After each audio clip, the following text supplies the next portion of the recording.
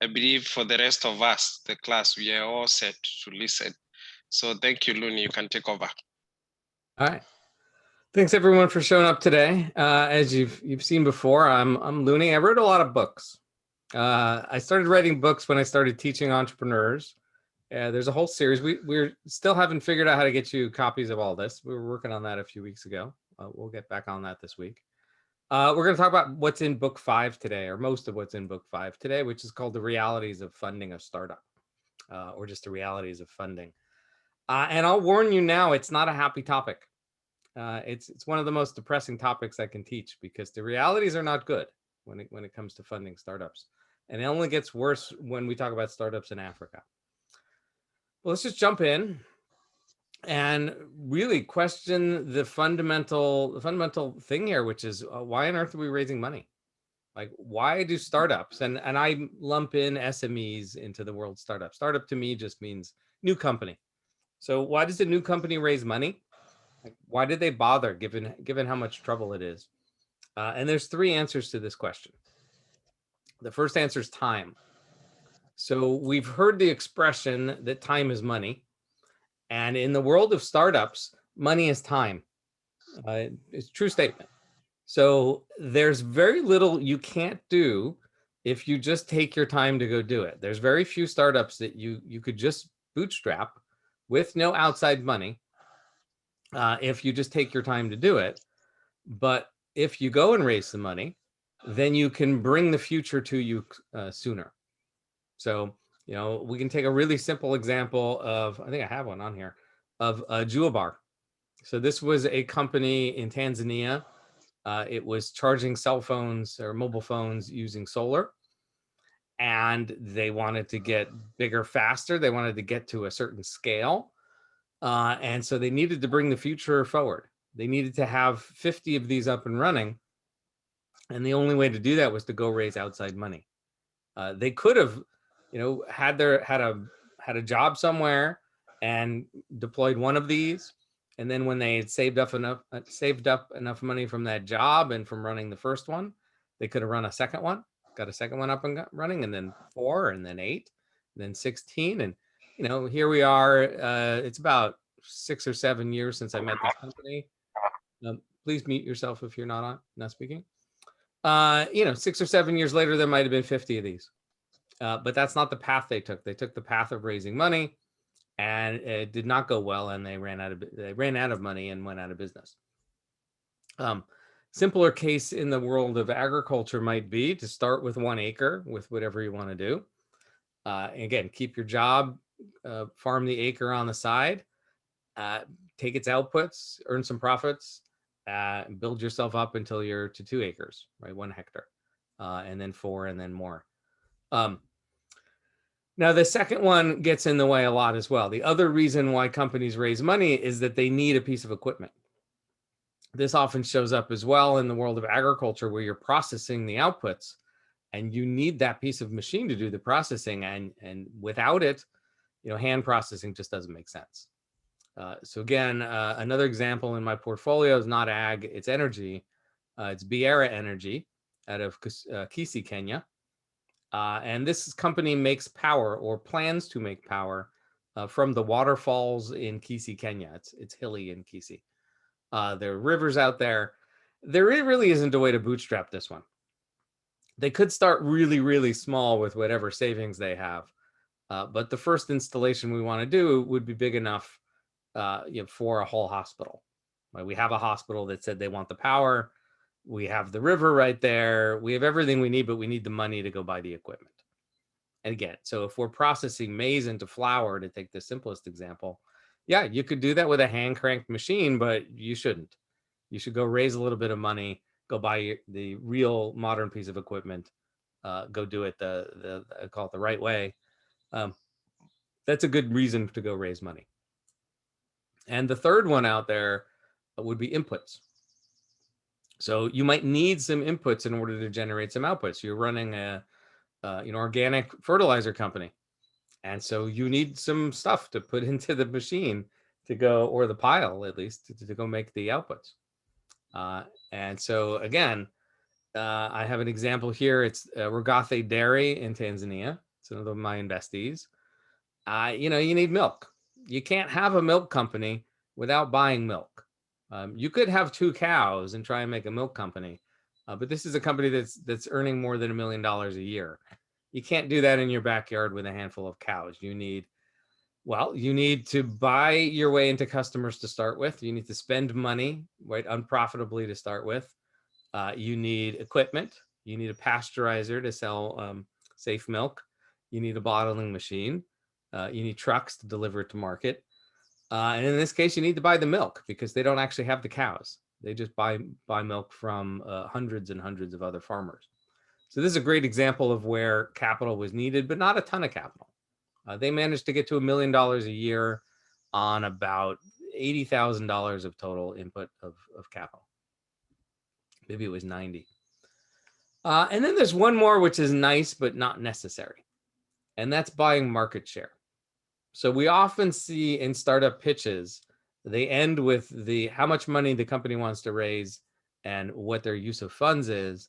And we often see that a lot of the money is going to get spent on marketing. And that's really buying market share. That's how we would talk about it in the world of marketing, that there are customers out there that want your product.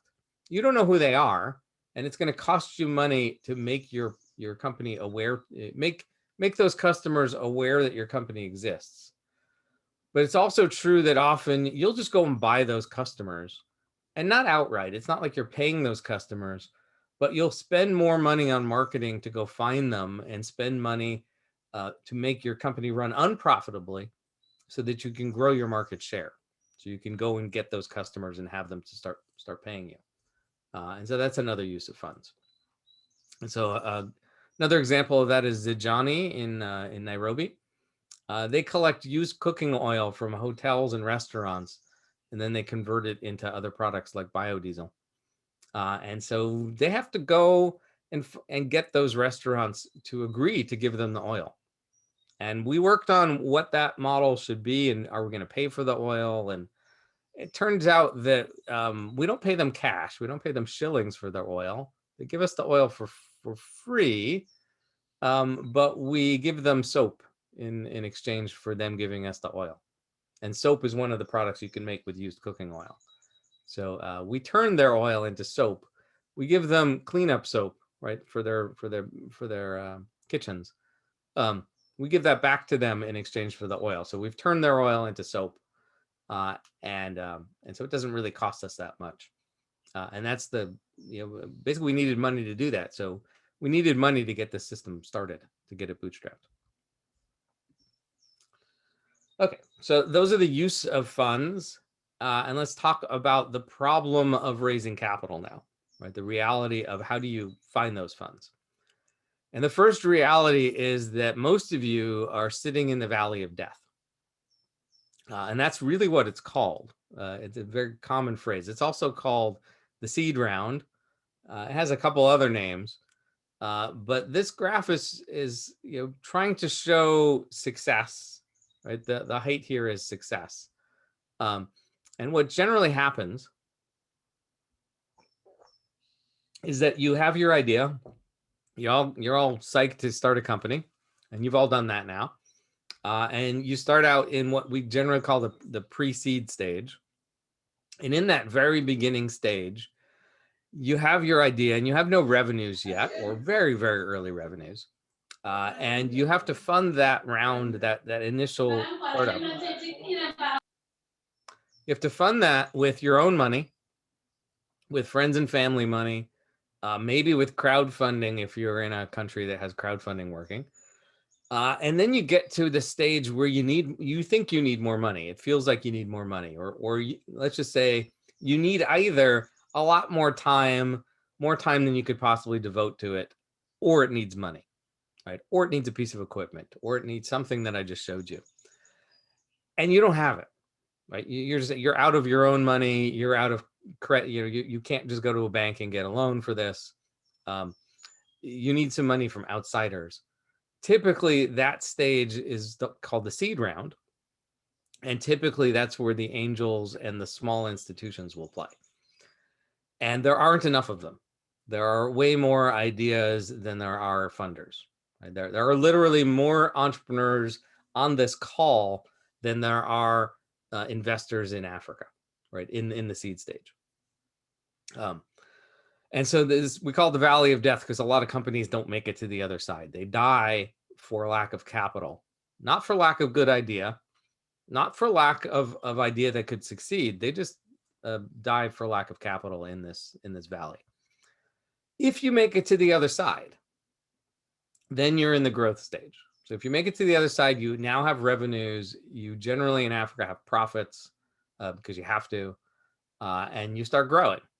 And then you need different capital. The investors that invest in companies that have crossed the valley of death and have started growing are different than the investors that will take the chance on you when you're in the seed round before you've proven it out. And there's still risk in this stage. Things can still go wrong.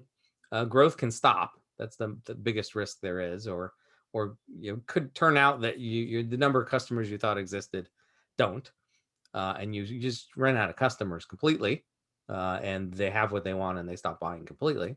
That happens as well. So your growth can start going down again. But generally, when you make it to the growth phase, you've gotten rid of a lot of the risk of startups, and you get new risks of growth stage startups.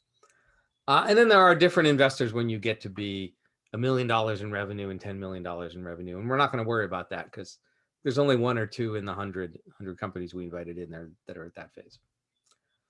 All right, so let's again step up into some realities in terms of how hard this problem is. It's a problem of millions. There are literally millions of new startups per year across the world. We don't have good statistics in Africa. We don't know how many startups there are in Africa, but there are probably 1 million or 2 million or 5 million new companies in Africa that got started in the last, let's just say, 3 years.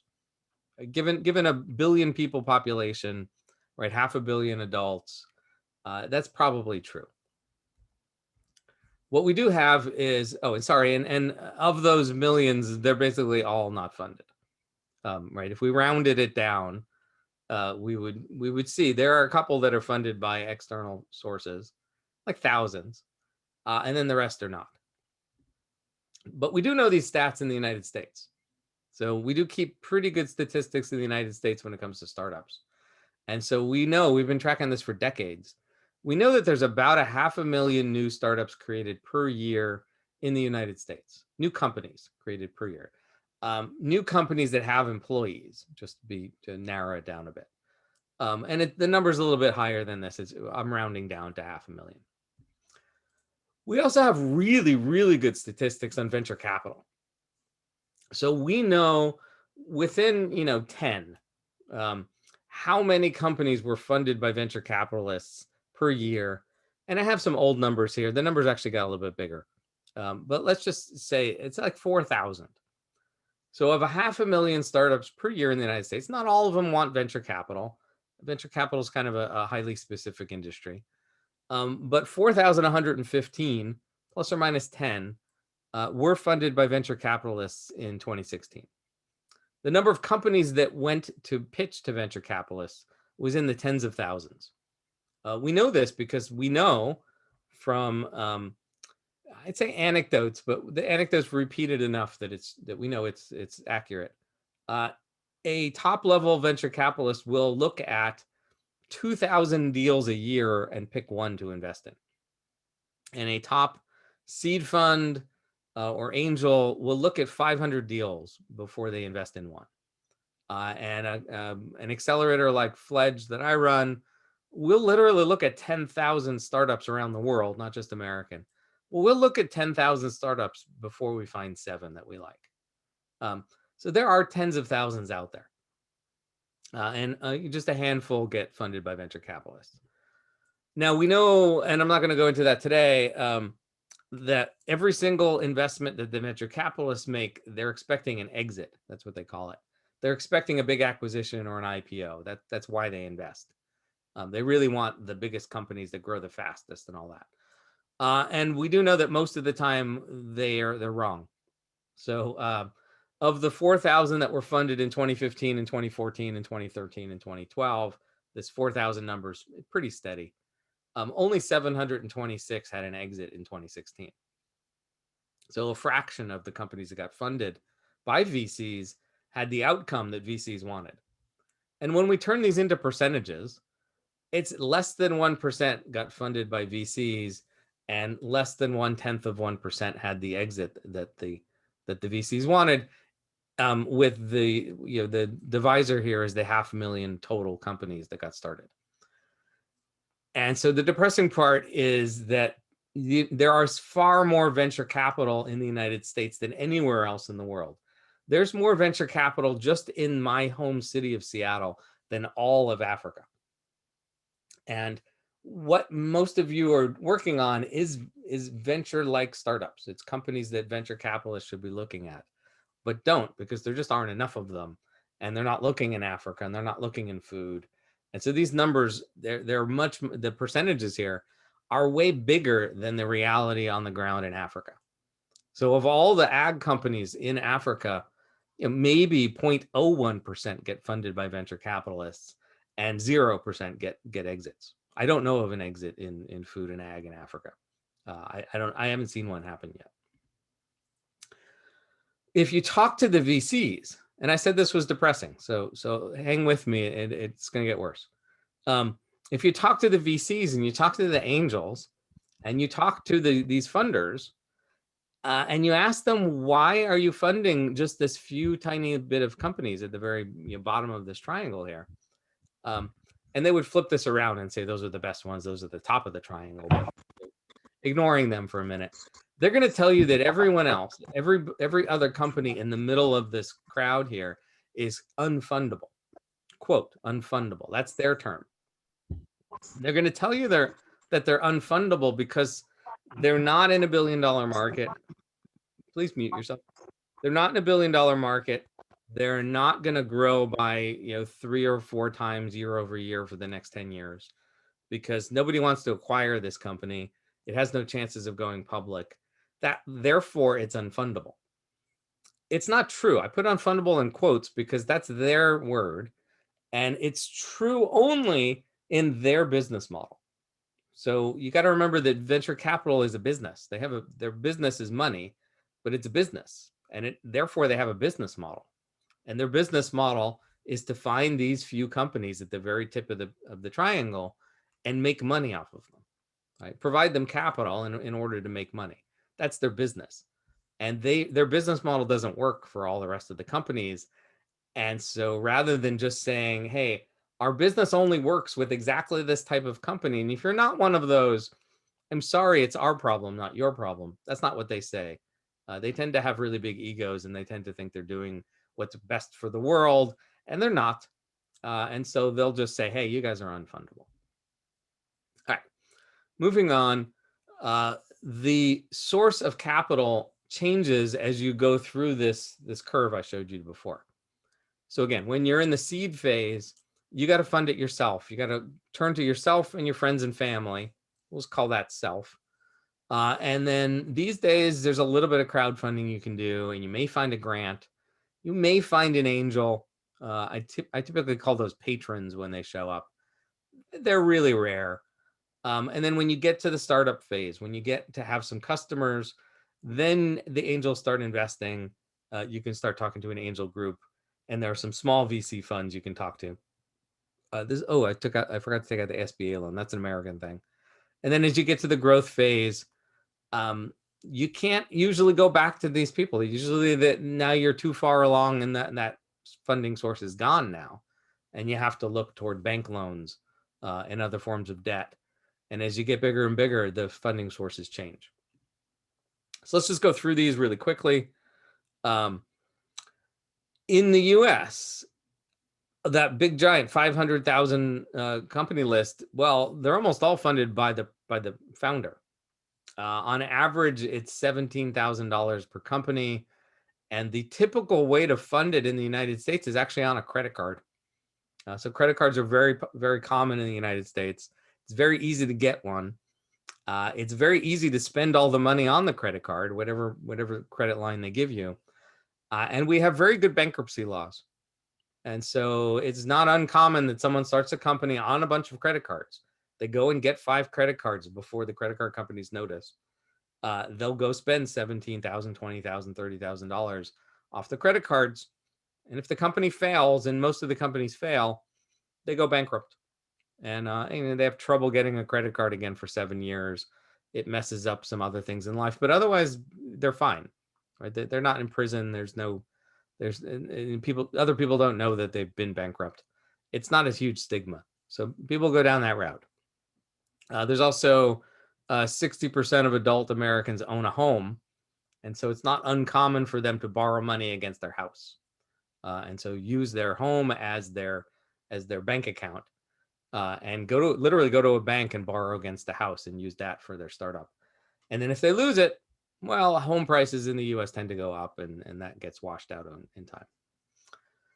It's also true that in the United States, for about half the population, there's a reasonable amount of money that's sitting in the pockets of your friends and family. Only for about half of Americans. The other half don't have it. It's less common in Africa. We call this the womb lottery. It really depends on who your parents were and who their parents were. And anyhow, so it's very common to go around to your friends and family and have them chip in to get your company going. The trouble when it comes to friends and family is, what are the terms of investment? So what are they buying? If you just sell them some equity in the company, they feel like owners. They want to know what's going on. Sometimes that can cause some angst. Much simpler. The thing I suggest is, if you're taking money from friends and family, just take it as a gift. Just ask them to gift you some money. You document it, put it on a piece of paper, and say, such and such is giving you money for this company. Nothing promised at the end, but verbally, just do something nice for them if it all turns out well. Like pay them back with interest. But if something happens and you become a hugely successful millionaire, buy them a car. Like literally go out of your way and do something exceedingly nice to them. But do it in the form of gifts as opposed to the form of business, because being in business with your friends and family can cause all sorts of trouble. All right, next one on the list is grants. They're out there. There are plenty of grant-making organizations in Africa. There are plenty of them that care about food and agriculture. Finding them is hard. Finding them, you not only have to find the grantor, you have to find them at the moment in time when they're looking to make grants. There's usually a process that they create to do that. Often, because there are way more companies than grantors, often you don't win. So you spend a whole bunch of time, you spend hours filling out an application, and nothing happens. And you can do this you can spend all your time, if you want, filling out grant applications. There are enough grantors that could be your 40-hour, 50-hour, 60-hour a week job, just filling out grant applications. And you could go 2 years without ever winning any of them. Their processes tend to be really long. So often they'll have a grant application, and here we are in June, and the winner will be announced in October, November, December, literally. And so you got to spend your hours now, and then you find out in October that you didn't win, or you found out in October that you made the short list and you get all excited, and then you find out that there's a second level to it, and in December they'll decide who actually gets the money, and then you don't win. It's really, really, I find it really annoying. I find it even more annoying than raising money from investors, and raising money from investors is troublesome and annoying. And then the last bullet on here is what I'm just calling strings, like strings attached is the phrase. And so generally when you get money from an investor, you tell them what you're going to do with it. And then if something changes, you tell them, I was going to buy a truck, but what I really need is this other piece of equipment, so I'm going to go buy that. And they'll just say, okay. Or you may say, we're going to spend it on marketing, and then discover that the marketing is working and you can spend money. You could instead buy a truck, and they'll go, great. It doesn't work that way with grants. So often, not the grants we're handing out in this program, Those are no strings. But more often than not, when you get to the big grants, what happens is they'll tell you what they want. They'll tell you what their purpose is of giving this grant. You will work with them to define what you're going to do with the money, and then you have to do it. You have to spend it on whatever you agreed on that you were going to spend it on. And then you often have to do some special reporting or write them a report, or do something more than just do your business. Um, that's attached to the grant as well.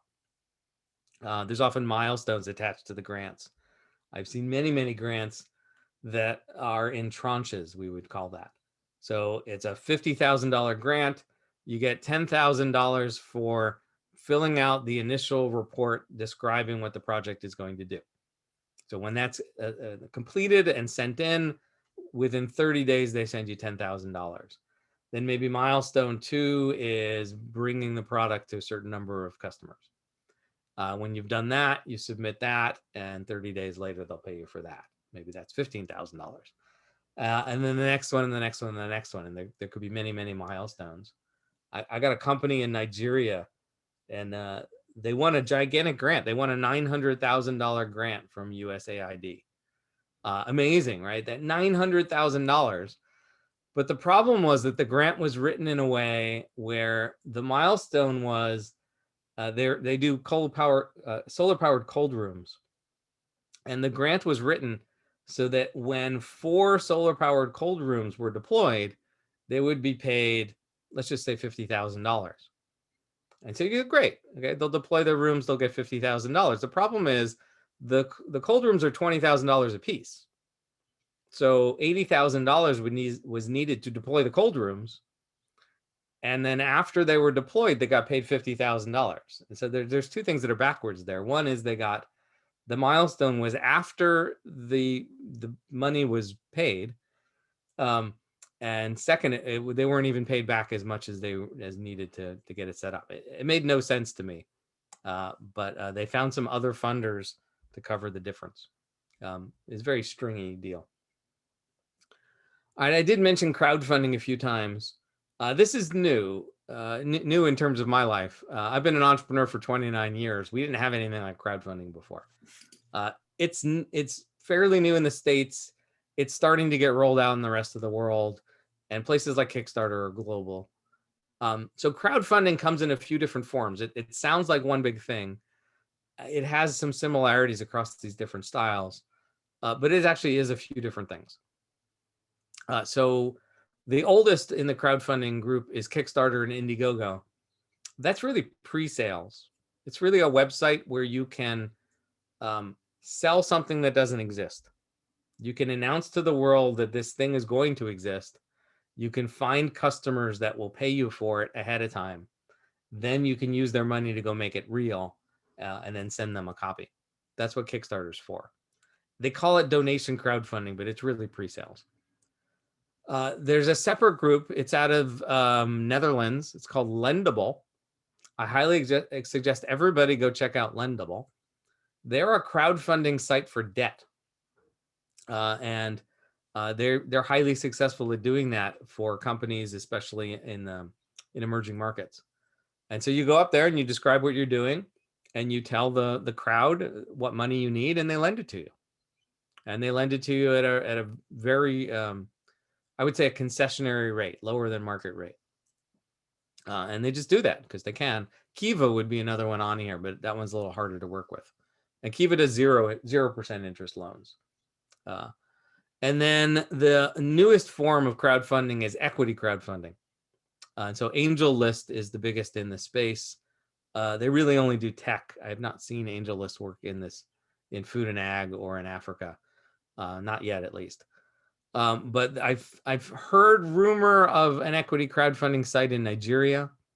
I'm sure they'll pop up in Africa. And in this case, you're selling your company. You're selling shares in your company to investors, to the crowd. And you can do it in small chunks. So typically, we'll talk about angels in a minute. Typically, an angel would write a $25,000 check. In the equity crowdfunding world, that might be a $1,000 check or a $500 check. So you need a lot more people to raise a significant amount of money. but there are a lot more people who can write $1,000 check than a $25,000 check. There's 100,000 times more people. And we get to angels. So, oops, typo. All right, so angels, again, there are way more startups than angels. An angel is an individual, well, it could be a family, but an individual who's investing their own money. That's what an angel is. Nothing to do with religion. The term comes from the fact that it just feels like an angel in heaven came down and pulled you up out of that, pulled you across that valley of death. That's really where the word angel comes from. And so it's really just a human being who has money. We'd also call this a high net worth individual, rich person. It's a rich person who has enough money to invest in startups. They come in a variety of sizes and shapes and forms and experiences. There are a lot of angels who really haven't done it very many times before, who know as little about raising money from startups as you know about raising money from angels. There's a lot of those people out there. So you might find them. You might do some networking and find them and pitch them, and you think because they're sitting there across the table from you, they know how to do all this. They don't, and they won't tell you that because it'll make them feel embarrassed. Some of them will. Some of them will say, hey, I've never really done this before, but what you're doing sounds really interesting. Let's figure out how to make an investment. But a lot of them will just act like they know what they're doing, and they don't. Some of them have done this a few times before and know a little bit about what they're doing, and enough to make the deal happen. And then a very small number of them are professionals. There are people who just do nothing but angel invest. It's really rare. There's like maybe 2 or 3 per city for major cities of the world. So maybe there's 100 of these people around the world. You'll often find, because of this knowledge gap, because it's actually hard to learn how to be an angel investor, you'll often find them hanging out in groups, which brings me to angel groups. So every single big city in Africa I know of has an angel group. So Victoria Angels in Nairobi, Kampala Angels in Kampala, Accra Angel Network in Accra. I don't remember the name of the one in Lagos. It's not Lagos. They're around. There's a group of angel groups. The ABAN is, I don't remember what it stands for. It's an angel group of angel groups. It's the group of angel groups. And there's, I think, 40 members to that group. Could be 45 by now. And so there's at least 40 angel groups in Africa. They typically take a form of monthly meetings. So there's also a lot of angel groups in the United States, not surprisingly. An angel group typically meets on a monthly basis. Not necessarily every month. They might take off December for the holidays in December. They might take off the summer. So they might only meet 8 times a year, or 9 times, or 10 times, or 12. They might meet it, and they might just meet online as well. There's some virtual angel groups. But typically an angel group will meet for lunch. They'll do that once a month. And at that lunch, they will have 2 or 3 or 4 companies pitch the group. Right? Maybe it's one. There's one angel group here in Seattle. It doesn't have a name. It meets at a Starbucks once a month. And one company, they just literally sit around a big table, and one company is invited to sit at the head of the table and pitch the group. The members of the group pay nothing. It's a free group, and one of their members screens companies that want to come and pitch, picks one, brings them to Starbucks, and sends them to Starbucks, and they pitch the group. That's the least organized group I know of. Usually there's a formal screening process and committees and a fee they pay per year to be a member of the group. Typically they do due diligence together. But one thing that pops out of this style of angel groups is that they invest as individuals. So they don't invest together.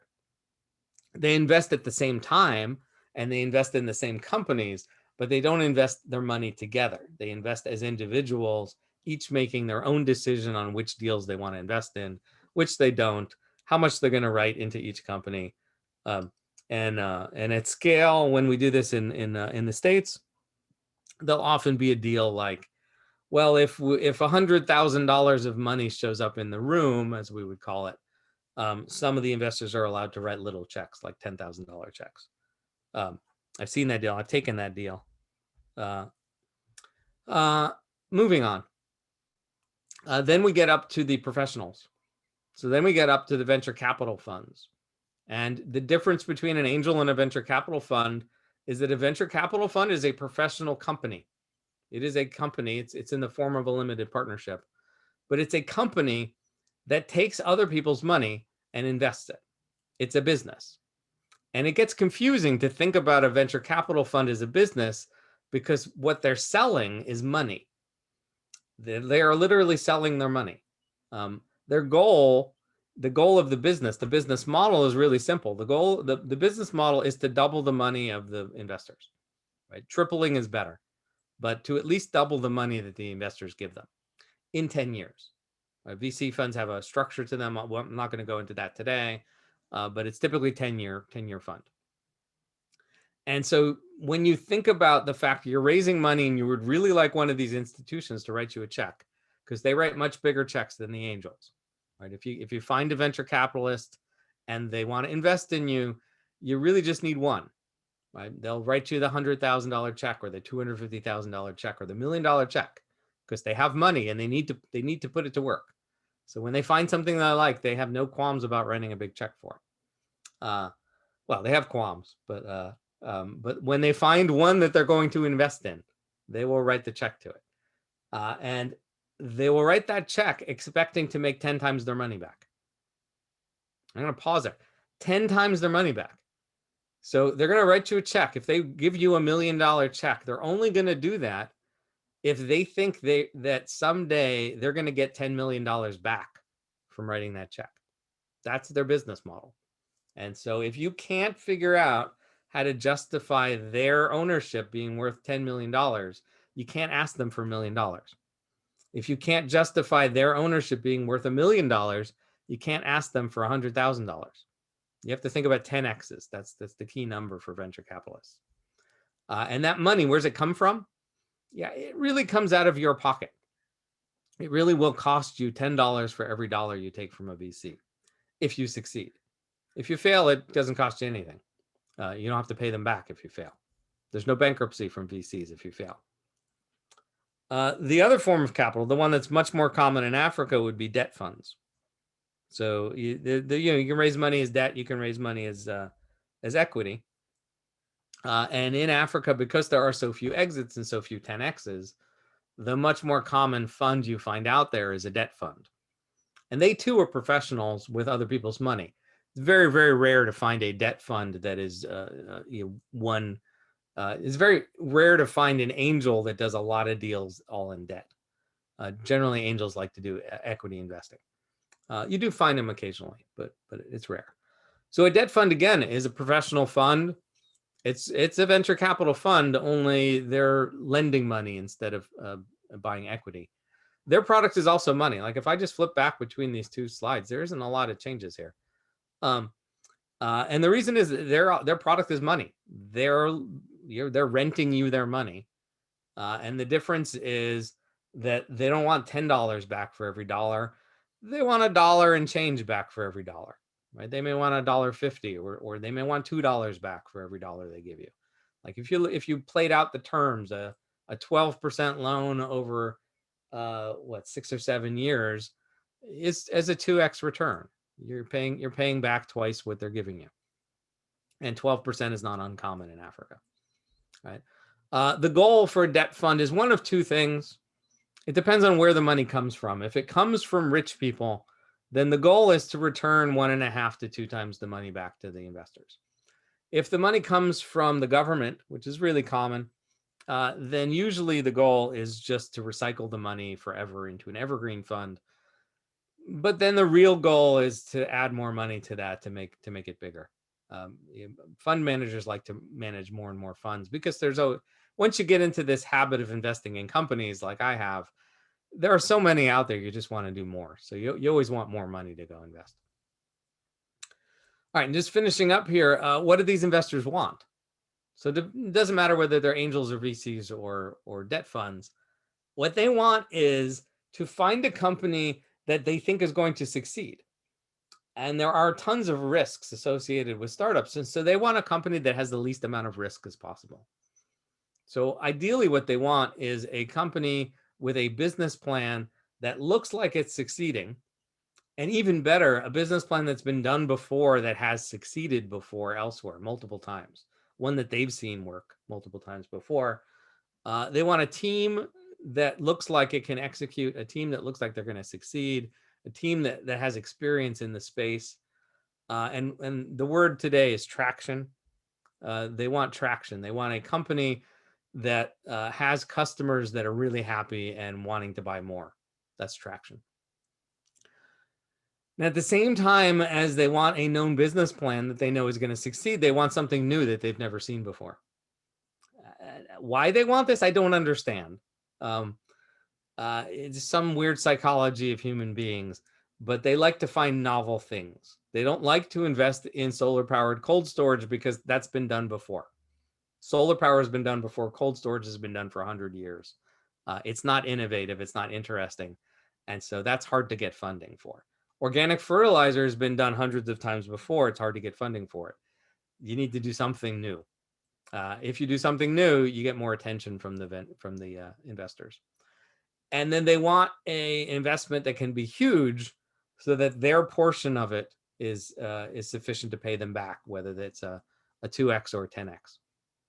But they want to see a very large opportunity in front of you, so that if things go wrong, there's still a big enough opportunity for them to succeed, or you succeed for them to succeed. And so it boils down to three things. They want to see traction. You have to show them traction. If you just show them an idea, they're just going to tell you to come back when you have traction. They want what I call novel but certain. They want something interesting and new that they've never seen before, but that they know is going to succeed. It's a paradox, but that's what they want. And they want a great team. And they'll tell you team is first, but it's not. Team is third. What they really want is traction, because traction proves you are a great team. And they want something interesting to tell their friends that they invested in. And they want a great team. And so how do you find these people? First and foremost, it's networking. Go to conferences, especially these days. Go online, go find these virtual conferences and go to them, and don't sit back. Go and find out who's there and reach out to them and talk to them. Second way is incubators and accelerators. There are plenty of them. I'll show you that in a second.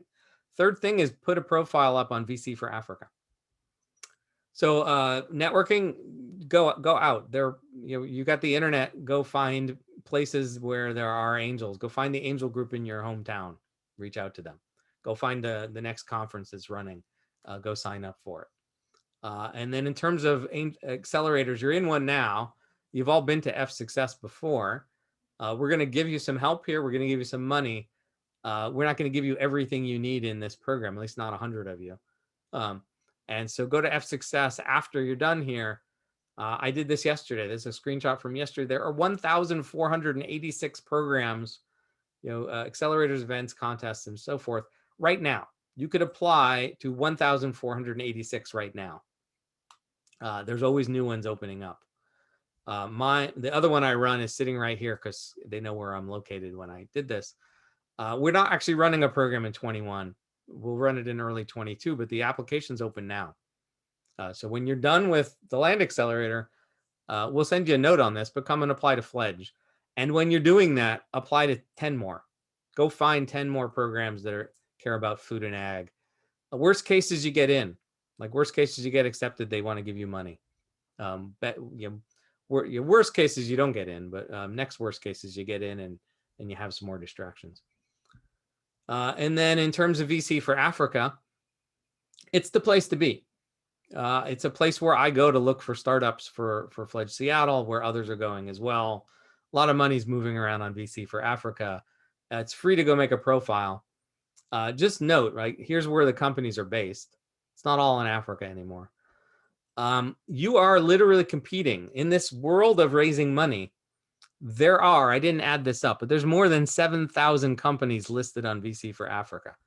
Right, so we got 4 plus 2 is 6, another 1,000 there. That's 7,000 in those 3 regions, and then a few more on top of that.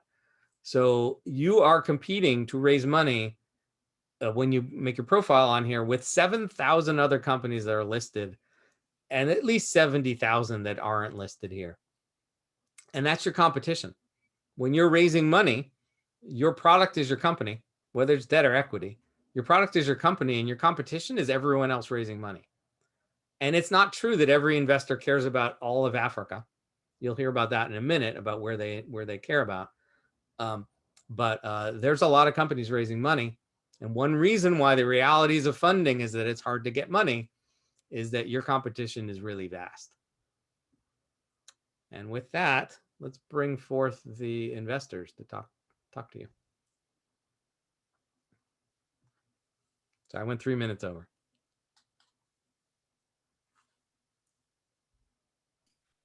Samuel, would you like to do the introductions there and moderate this conversation? Yes, absolutely. Thanks so much, Luni, for sharing that presentation. Indeed, the question is, where do we actually get these investors? How do we get them interested in actually our businesses? And you did correctly put that the accelerator programs actually offer that opportunity. And for us at Land Accelerator, we are just starting. So this is something that we'll continue to do, just to provide an opportunity for our members to be able to interact with potential investors who can actually have a conversation with them. And today, we are privileged to be joined by a few of these investors who are financing both debt and equity. And I would wish to introduce them. So we have Tom Skumacha. I hope I pronounced that very well. Schumacher, yeah, that's fine. Perfect. From Open Road Alliance. So welcome, Tom. We also have Mr. Tigere Mzenda, who was here from the beginning, listening to the conversation and engaging the entrepreneurs. So thanks so much, Mr. Tigere Mzenda from Dutch Fund for Climate and Development, working with SNV. So thank you. We also have Peter Ogunka from Root Capital, who have equally joined. So thanks so much, Peter. Peter is the head of lending at Root Capital. We also have Titus Osowe from Rabobank Foundation, who has actually joined us. So welcome our panelists. Today we are actually engaging the Land Accelerator 2021 cohort, and the topic has been realities of funding. I'm sure you have been able to get the snapshot of what the discussion is all about. I want to give the mantle back to Luni to moderate the conversation moving forward. Luni? All right. Well, thanks everyone for showing up. Let's just start with a quick 1 or 2 minutes. What's your fund? What's different about it? And what types of companies are you looking for? So Tom, why don't you go first? Sure, thanks, Luni. And that was a good quick overview of the different slices of capital, so I appreciate that. My organization is called Open Road Alliance, and so we actually fit in the debt bucket that was referred to previously. I'd say we actually are somewhat unique in that. So I'll just give you a little bit of a highlight of what we do. Open Road Alliance was started sort of as a philanthropic initiative about 10 years ago now. It has morphed and changed. You know, it was originally a high net worth individual, and it was through their family office. And then now we have sort of grown to be, we have a specialized debt fund that has taken in new investors outside of this one family. So in some ways we are an investment manager, but still tied to the family office as well. Our debt product is, I think, a little bit specialized compared to perhaps others. We focus solely on short-term lending and primarily bridge loans. So what we're looking for are, and what we see common in sort of these type of African markets, as Luni mentioned, capital is sometimes hard to find. And I think compared to other markets, it moves a little bit more inefficiently and a little bit slower. than perhaps some other places, but just in general, you know, raising funds takes a while. It takes a lot of effort. It takes a lot of conversations, and there's a lot of processes to do so. And you know, generally the bigger the tickets, you know, the harder that is, particularly when you're raising, you know, long-term debt. Ticket is the size of the check. You got to worry about the jargon here. There's a lot of jargon in investing. Yes, that's true. I will be mindful of that. So anyway, you know, what we look for is to help companies sort of overcome some of the obstacles that they come up against in raising funds. So what we're looking for are short-term opportunities where companies have investors that are sort of committing to the round or to the financing, but perhaps there's a delay, or the time period in which you actually get that check in the bank is a bit longer than either expected or needed or wanted, which obviously puts businesses under some strain. So we really look for companies that have, you know, a business model that reflects some kind of social impact. And I know that word is sort of loaded in sort of jargon as well. But given this is a land accelerator type, I mean, any company these all pass that test, Tom. Yeah, any company that's focusing on climate change or you know, utilizing land for food or et cetera, you know, probably would pass that. And then we're looking for companies that do have some sort of track record. So we don't invest in, you know, the company's first financing. Typically speaking, we want to see some kind of revenue, that there's a product that people are buying or interested in. And, you know, the big thing for us is we do look for companies that are in the midst of a financing. So it's not like we don't join the capital table. We don't join as a long-term investor or as a shareholder. We are specific to sort of solve a short-term need. Typically, our loans are between $100,000 to up to $1 million on a sort of case-by-case basis. And we do only loan in US dollars. Okay, so I'll stop there. This is the key piece. Some of my investees have gotten money from Open Road.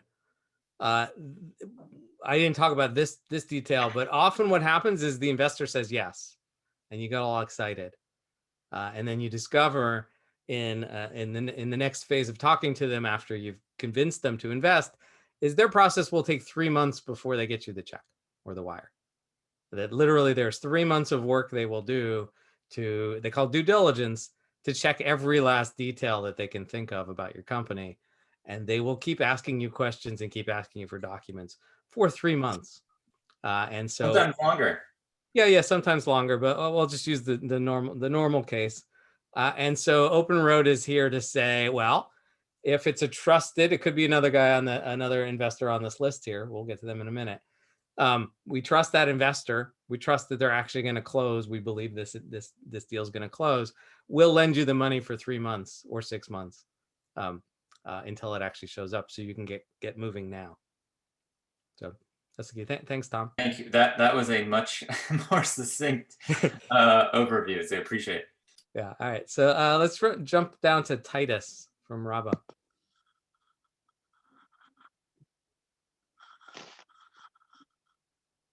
Thank you. Just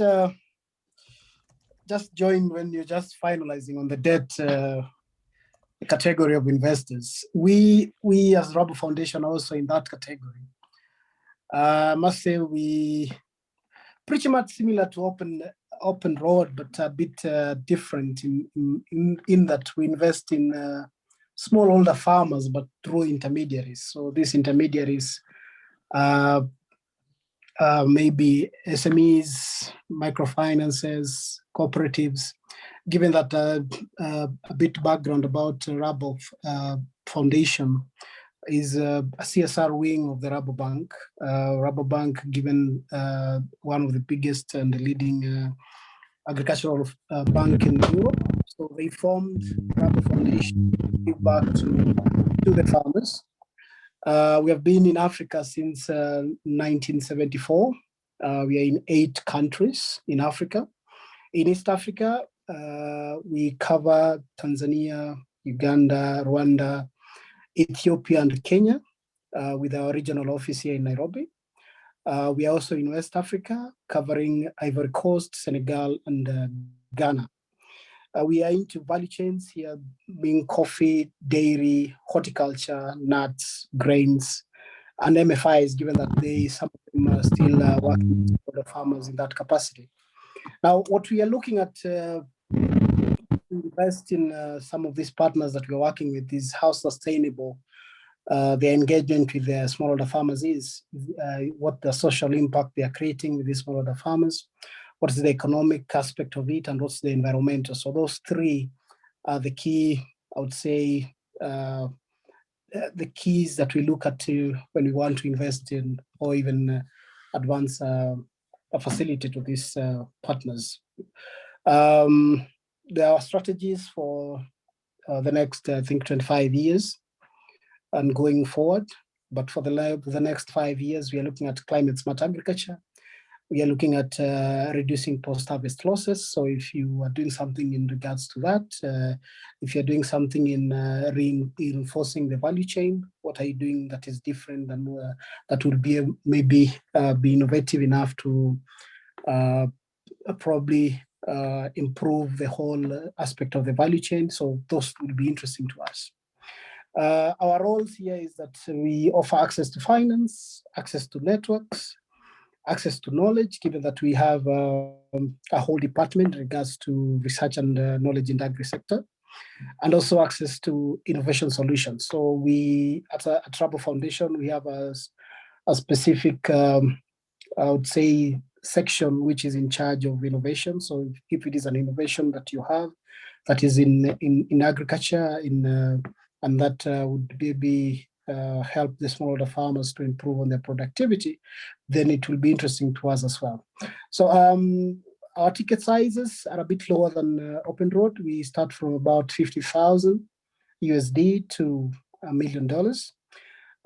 We do foreign currency and local currencies.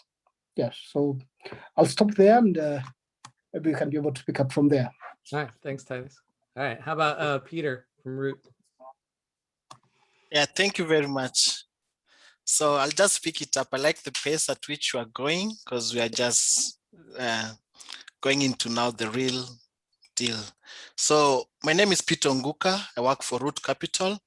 Root Capital is a social investment, and we invest in form of debts. So we are a debt-only finance.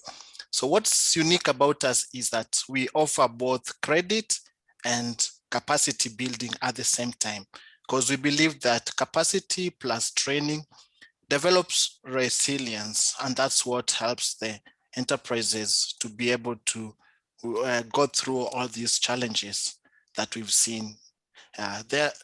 What we look at now is, since we are impact investors, we look at investment first. So impact comes first. And impact, we look at it from 2 ways. There's the social impact and the environmental impact.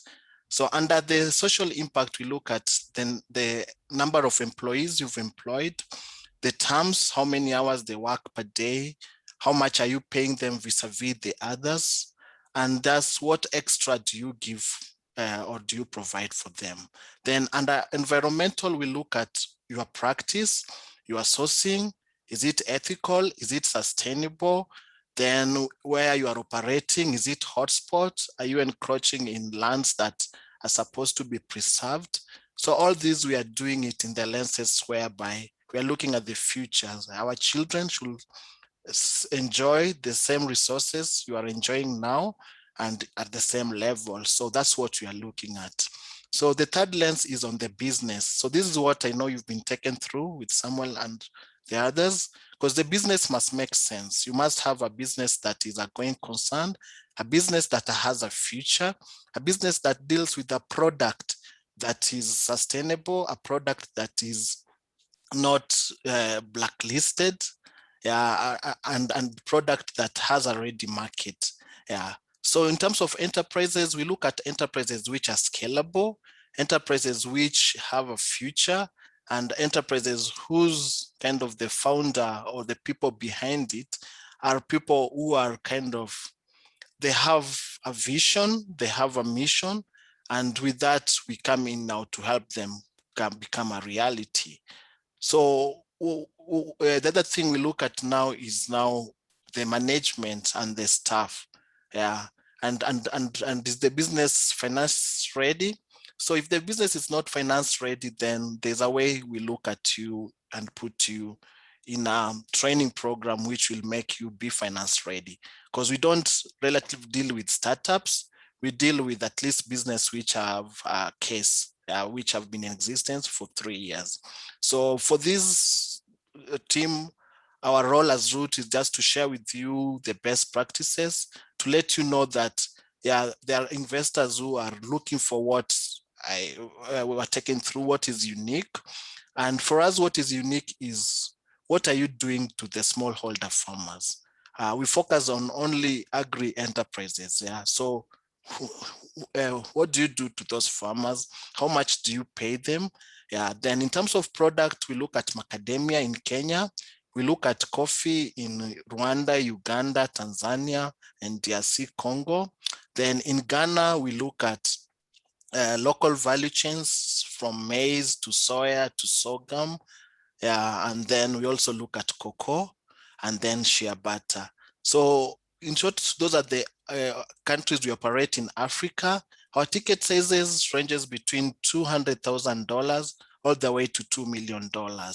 Right. So back to you, because we'll still share more about what we do, what you need to be on the lookout for, and what investors really care about. Thank you.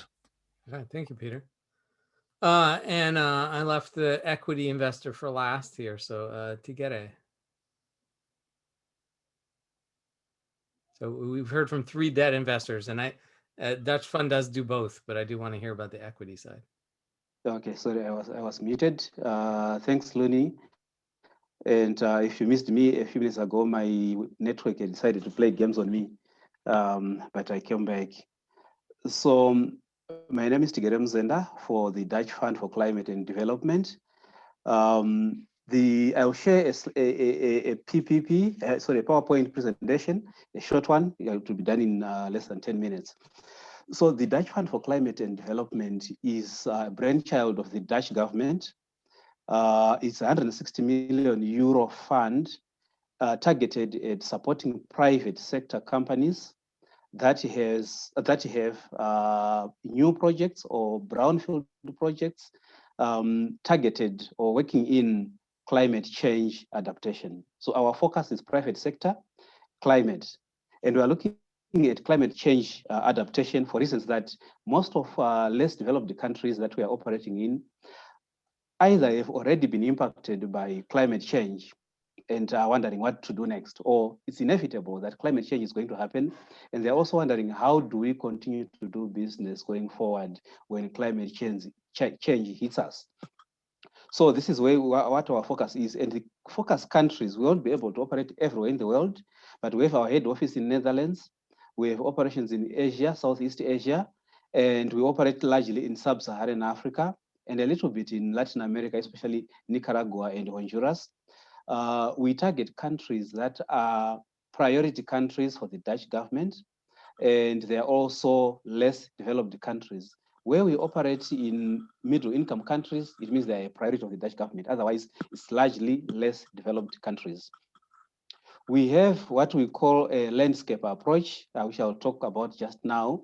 But we are looking at this and saying, Africa is going to be impacted by climate change. According to the Intergovernmental Panel on Climate Change, East Africa is expected to face more flooding events, while West Africa will face more drought events. But as we know, climate change generally will bring an increase in vector-borne diseases spreading, rising sea levels, water and drier environments leading maybe to desertification, and poor production in productivity in agriculture. Mr. Tigiri, this is Amanda. Yes. Would you be able to press the present mode so folks who are watching on their phone can see better? It's at the bottom. It's at the bottom. It's next to the little negative sign towards the right hand. Yeah. Yeah. And they know the problems. They what they really want to hear is how do they get funding to get the solution. Yeah, so these are the challenges for climate change, and as you know, Kenya is about 70% semi-arid and semi-arid, and these are the impacts. I want to dwell on that. We have what we call a landscape approach. As I indicated, we won't be able to operate everywhere in the world or all over the country, in any country that we intervene in. We select a climate change vulnerable region, and we call it a landscape. And we say in that landscape, which companies are present in that landscape which we can work with, or which companies are outside the landscape but whose impact is on the landscape that we can work with. And in Kenya, we have what is called the south of Kenya, north of Tanzania, which straddles the border between Kenya and Tanzania and ranges from the Masai Mara, Serengeti, down to Taita Taveta in the coast. These are the areas in which we operate, and they also cover a little bit of the water towers in Kenya. In Zambia, we have a defined landscape, which is called the Kafue Flats, a low-lying region running from the north to the south of Zambia, but very important as a water source for Zambia. Again, it is climate vulnerable because it is facing droughts in some years, but also threats from human encroachment. And these are some of the companies we are working with to try and alleviate the impact of climate change in this landscape that we are operating in. And we target climate change adaptation for reasons I've given, but also that most activities that have been done to date are focused on climate change mitigation, just reducing greenhouse gases. But we want to be able to empower companies and communities to change systems, to become more resilient and to be more sustainable. And we are targeting the private sector because we want to win off these companies, or most companies, from relying on donor money, that they become viable and self-sustaining, and then continue to deliver the impact that they are set up for as far as climate change is concerned. 25% of our intervention will be for strategic companies, strategic countries that are a priority of the Dutch government. And we use the Real Marker 2 score to look at broad eligibility for companies. And this broad eligibility looks at, does the company support or promote biodiversity? Does it help to avoid diversification? And does it support or promote climate change adaptation? The sectors which we target are water, sanitation and health, wastewater and fecal sludge treatment and management. We also look at environmental protection, forestry, agroforestry, and primary agriculture. We have two main pillars, which is the water facility, water sanitation and health, land use facility, agriculture and agroforestry.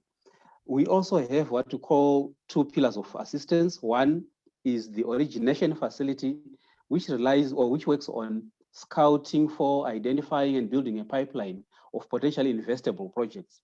We support these companies early stage by assisting to finance those activities for which you normally do not get commercial finance.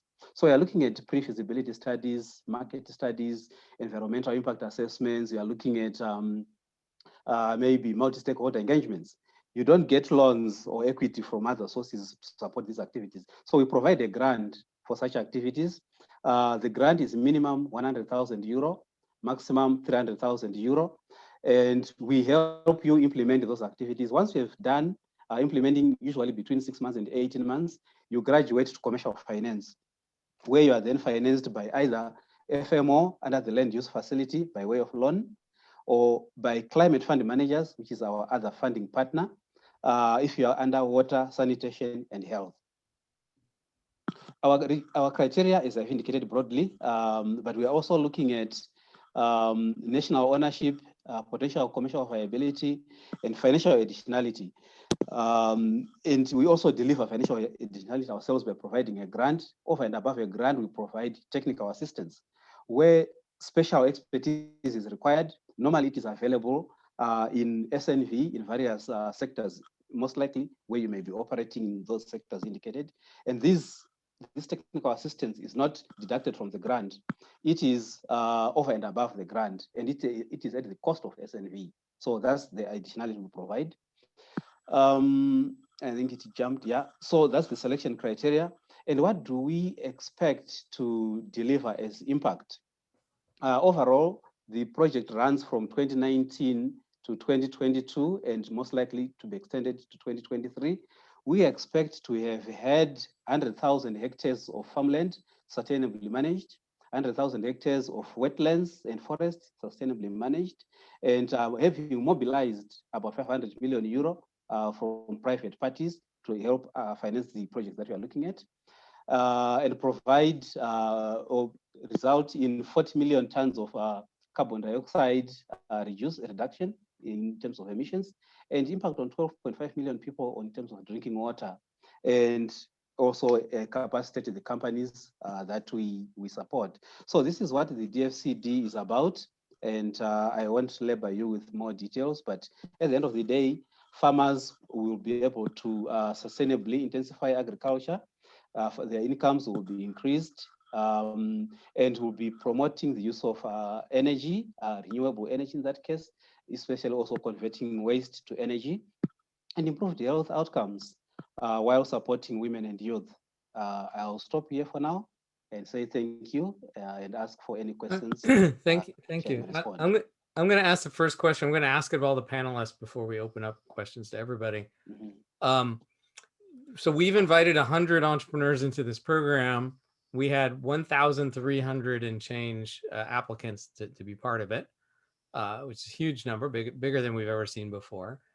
Of the companies that got invited, the vast majority are between 10,000, even $5,000 a year in revenue and $50,000 a year in revenue. They're small, they're tiny.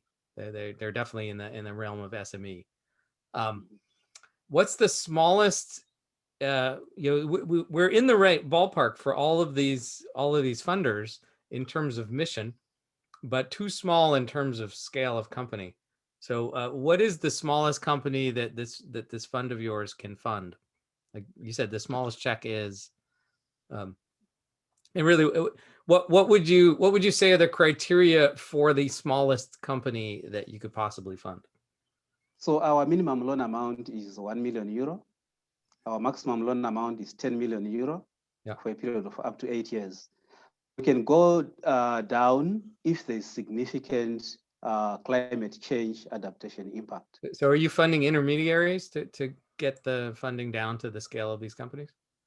Yeah, so we fund directly where it is feasible, but we can also use various other grouping techniques. Like for instance, in smallholder farmers, we may not be able to lend to them directly, whether they're individuals or corporates, but we use aggregators, whether at supply level or aggregators at offtake level, where the funding now goes through the aggregator and then disseminated in smaller units to the smaller borrowers who cannot approach us directly. Okay. All right, thank you. And Titus, how is the Rabo Foundation getting down to the smaller SME? We are doing similarly. If given that we invest directly to smallholder, we don't invest directly to smallholder farmers, but we do this through intermediaries. So we do it through the aggregators. We do it through some processors, be it dairy cooperatives. We do it through MFIs and even SACCOs, the savings and credit cooperatives. So yes, so we do it through those ones. But like I said, our ticket size starts from about 50,000 USD to $1 million. We don't necessarily say we don't do startups, because what we look at, like I highlighted earlier, is the 3 pillars. That is the social, environmental, and economical. So how the 3, if the enterprise is doing something related to the 3 of those pillars, and we see that there is potential for even higher impact, impacting on the smaller farmers than yet. And if it is an innovation that is coming in, getting finance for such kind of stuff, yes, we could be able to work out something. What I failed to mention is that we also offer a bit of technical assistance, but we are doing this. We have a training center in Tanzania through NMB Foundation. We have a training center in Uganda through ADC, that is agricultural ADC Uganda, that's agricultural direction center. So we offer them, we do that through they can be able to be trained. Is it marketing? Is it financial literacy? Is it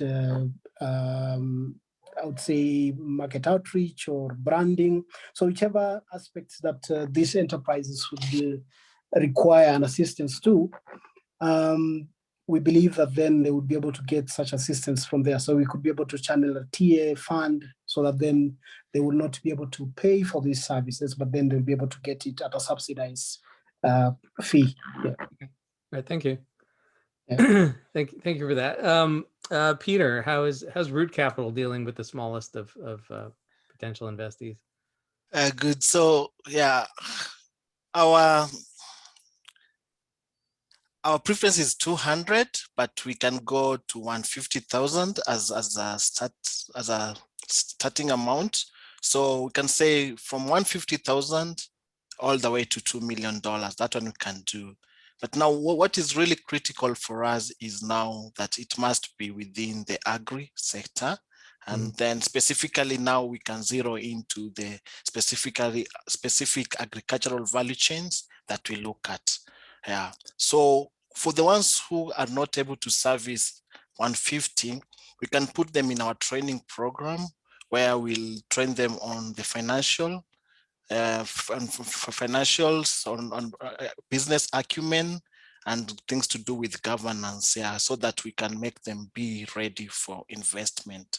Yeah. Then for the ones which are beyond 2 million, we again have a way that we don't have to worry about that. We only we don't we have 2 companies in this group that are big. Okay.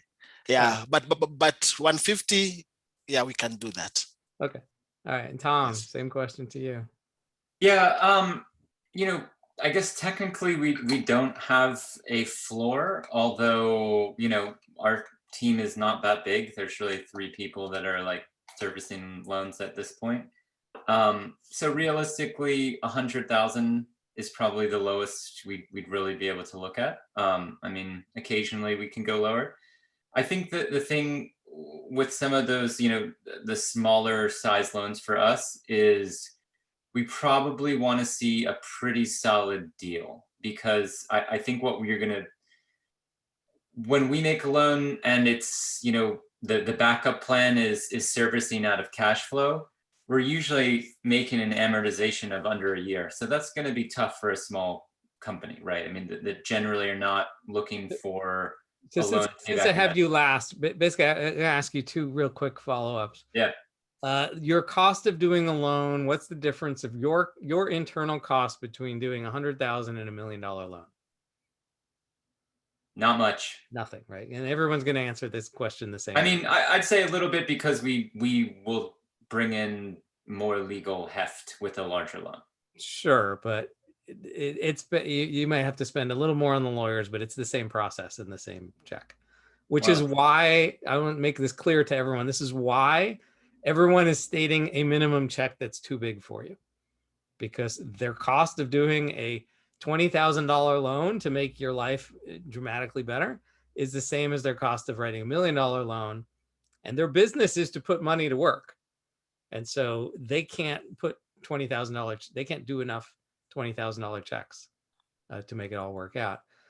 True, but there's an opportunity there, because there's not like now, if it's going to scale up, then I can spend my 4 weeks, 6 weeks to appraise it, knowing very well that in the next 2 years, I'll reach my peak, right? Yeah, and my other job is solving this problem at scale, where I did two $7,500 loans in the last month, right? Oh. And nobody here, like, just look at their Yeah. faces. You're like, you're nuts. You can't do a 75. Well, you can if you have a different structure. And it took us 48 hours to do the loans, right? Literally took an hour wow. to do a loan. So it is feasible, but it's not commonplace. Yeah, it's tedious. It's definitely tedious. Yeah, definitely tedious. But the other thing I want to get out of this before we break up is something we've seen at past land accelerators. Just this idea that if you were to do a $150,000 loan, if you were to bend your rules and make a loan that's that small, what's the size company, like in whatever measurement you have, that the company would have to be in order to merit getting a $100,000 or $150,000 loan or equity investment? Should I go first? Anyone who wants to jump in on that one. Well, surprisingly for us, I think it's not a matter of the size, but it's a matter of the impact and the traction that we see, that because it shouldn't be on paper, it should be something that you have started implementing, even if it is 6 months down the line. So then we can be able to see that there is traction, there is already an impact you have started to create.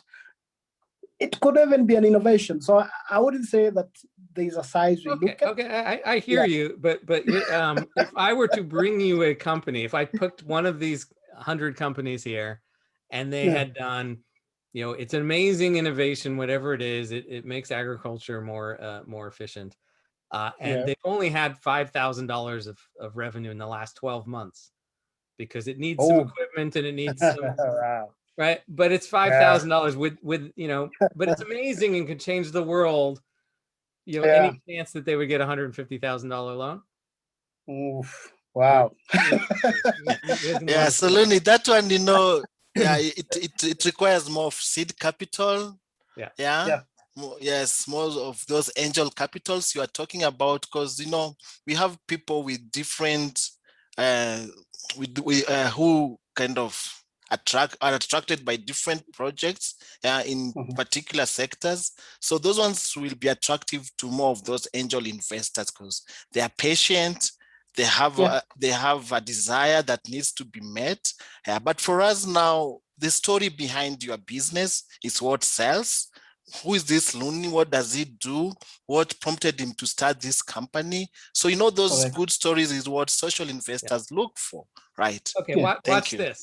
I can make that loan, but I need to see. There wouldn't be much. Let's say they should be raising around of like $400,000 or $500,000. Like external financing is coming. Yeah, I could make that loan. But if someone else, they better be pretty solid. Someone else said yes first, because that's the open road. Yeah, but has it changed? Okay, we got 5 minutes left, so I want to get through this one real quick. How would it change if I said, okay, there's this company, it's the same innovative idea, it's a year later, and they did $150,000 last year, right? And they're break even. Say, wow, that's interesting. Yeah. Yes. So what do you have a strategic plan? What is your plan for the next 12 months? What is your capital needs? And then from there, we are in business now, because at least they've gone through one season, which is very critical, right? It's not in the head or in the mind, but it's something which has been tested. Yeah. So it's something that at least you can vouch for and you can say, let's give it a try. So we saw this in a previous land accelerator. The answer we got out of the room when we pressed them hard enough was, don't ask for more money than you earned last year. If you did 150K last year, ask for 150K or more, not too much more. If you did 200,000 last year, ask for 200,000 or not much more. If you did $1 million last year, then the rules change. But if you did, $10,000 last year and you're asking for 100,000, you're going to get a lot more no's or all no's. It's just too much. Unless you find an angel, right? Who's a patron. And then the last one along these lines is, okay, what if I brought you guys a company that had an amazing idea and blah, blah, blah. And we gave them 50,000 last year, and with it, they made $1 million. They earned $1 million and they had a profit. Like that's even interesting, because I mean, there's already someone who was shown trust and invested in them. Because you see, where there is an investor, you always tend to attract other investors, because then there is a bit of that trust among investors. That if X has invested in Y, then, and we have seen the results, I mean, we can also do the same. So yeah, so possibly yes. Yeah, but the possibility goes up when we find you that's that capital efficient. Yeah. Yes, that's true. And then more so if they're going to invest that and to build the equity, you know, it will be more attractive because now they'll be building more attraction to different investors. Yeah. So, and that one has really happened. Like in the macadamia industry, we've seen company break even within the first year of operation and making those crazy money. We had this, I showed Rogate Dairy in my presentation. We got them $65,000 last year. Most of that is debt, and they grew from 120 to $1.1 million in a year. Crazy year. Yeah, and so now we're not out trying to make it $10 million yet. We're trying to settle everything and have a well-functioning company that grew 9 times in 1 year. Wow, that's good. But one thing that I like to let you know is that most investors, they like kind of gradual or organic growth because it's more sustainable, right? So in the layman's, we always say it's good to use stairs as opposed to lift, right? Because you know, lift will just take you up once and you really have not built in strong shocks to absorb these challenges that they face, you know, because it's never the same. Things do change every minute, every hour. Yeah. We were, by January of this year, we were wondering, well, would this year bring us $500,000 in revenue or 2 or 5? And in January, we didn't know. And here we are in June, and now we pretty much can predict where we'll be at the end of the year. But that one company was completely unpredictable in January, whether it would collapse, whether it was a new plateau. And this is the third one that I've worked with like that, that popped. I call those pops. They're not very common, but they happen. Yeah, they do. Yeah. Okay. And I'm going to hand it back to Sam at this point and Amanda, because we are at time. Well, I think first I want to give a huge thank you to the panelists who are here today, and an invitation to stay involved with us, because we will be selecting the top 10 to 15 from all the entrepreneurs you have here today. So we do hope that there'll be some within there that would be interesting for you, even if not. We hope we'll have our demo day in, I believe it's November, I think it's October, excuse me, in the end of October. So we want to invite you to that. No pressure, but then you can provide feedback to the entrepreneurs, and we might be finding some great solutions for you just based on, you know, some of the track records that we've had looking at entrepreneurs and where some of our alumni are these days, and the fact that we're working with 100 companies here. If they're not ready this year, they might be ready next year. So kind of a get to know you for the pipeline. So that's our little poll for you. And we also might follow up with you in the coming weeks with a quick survey, just so we can, we're taking a survey of different investors throughout Africa about their parameters, and if you guys have any one-pagers about your lending programs, so that we can create a database. So that wouldn't take too long to fill out, and we'll be following up with you, but really want to thank you. And I'm going to give Samuel a chance to share his words as well. Yes, absolutely. Thanks so much, Amanda and Luni, for facilitating. What an amazing discussion. Getting to hear from the people, the real investors themselves. So thanks so much, Tom, Titus, Peter, and Tigere for sharing your own journey and also what you actually look for. As you can see on the chat room, there's quite a lot of interest. A lot of these businesses want to engage with you.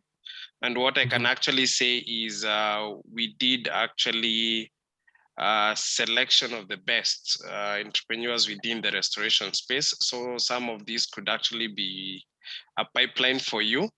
So if it's okay with you, they could actually contact you and start engaging, even as we wait for the Impact Day. So thank you. Back to you, Amanda. Sure. So wanted to invite all the entrepreneurs to stick on for 5 minutes so we can talk about strategies. What I'm going to suggest actually for follow-up is not direct contact. I'm going to suggest that the entrepreneurs work with us to improve their decks over these weeks and months with feedback. And we'll create a deck library, and we'll also create a searchable database that you guys can look through with different parameters on there.